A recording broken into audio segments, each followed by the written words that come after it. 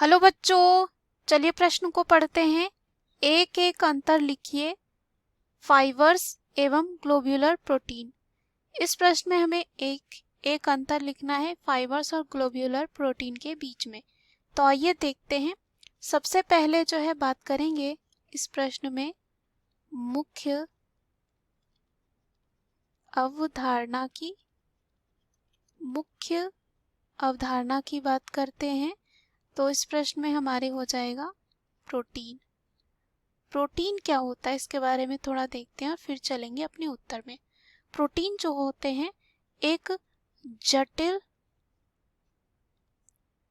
जटिल साथ ही साथ कार्बनिक पदार्थ हैं। कार्बनिक पदार्थ है जिसका गठन जो है कार्बन, हाइड्रोजन, ऑक्सीजन और नाइट्रोजन तत्वों के अणुओं से मिलकर होता है। कुछ प्रोटीन में इन तत्वों के अतिरिक्त आंशिक रूप से गंधक, जस्ता, तांबा तथा फास्फोरस भी उपस्थित होते हैं। प्रोटीन जो होते हैं जीव द्रव्य के मुख्य अवयव होते हैं एवं शारीरिक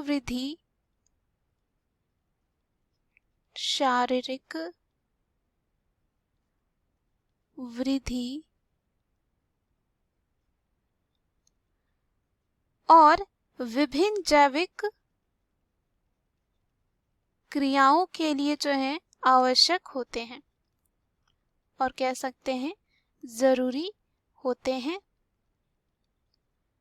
रासायनिक गठन के अनुसार प्रोटीन को जो है सरल प्रोटीन, संयुक्त प्रोटीन तथा व्युत्पन्न प्रोटीन नामक 3 श्रेणियों में बांटा जाता है और सरल प्रोटीन का गठन केवल अमीनो अम्ल द्वारा ही होता है। यहाँ पे क्या होता है, इसके विभिन्न प्रकार होते हैं और जिसमें से यहाँ पे एक फाइबर्स एवं ग्लोब्यूलर प्रोटीन दे रखा है। फाइबर्स जो प्रोटीन होते हैं उसे हम रेशेदार प्रोटीन कहते हैं। तो यहाँ पे देखते हैं इनके बीच में अंतर की बात करते हैं इन दोनों में। फाइबर्स प्रोटीन,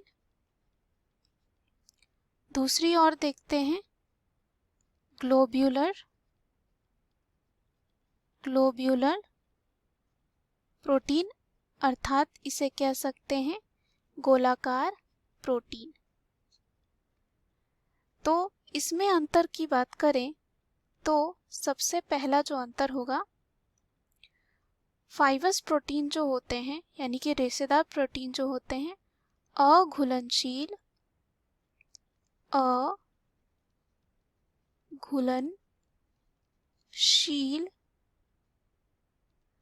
प्रोटीन के वर्ग को संदर्भित करते हैं और शरीर के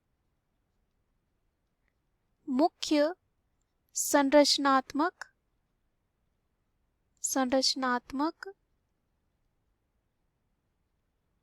तत्वों का गठन करते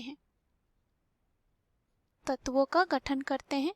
जबकि बात करें जो ग्लोब्यूलर प्रोटीन होते हैं या कह सकते हैं गोलाकार प्रोटीन, पानी में जो है घुलनशील होते हैं यानी कि घुल जाते हैं और कह सकते हैं घुलनशील एक प्रोटीन को संदर्भित करता है और चयापचय कार्यों में शामिल होता है। हमारे शरीर में जो चयापचय कार्य होते हैं उनमें शामिल होता है। हमें इस प्रश्न में बस एक ही जो है अंतर बताना था।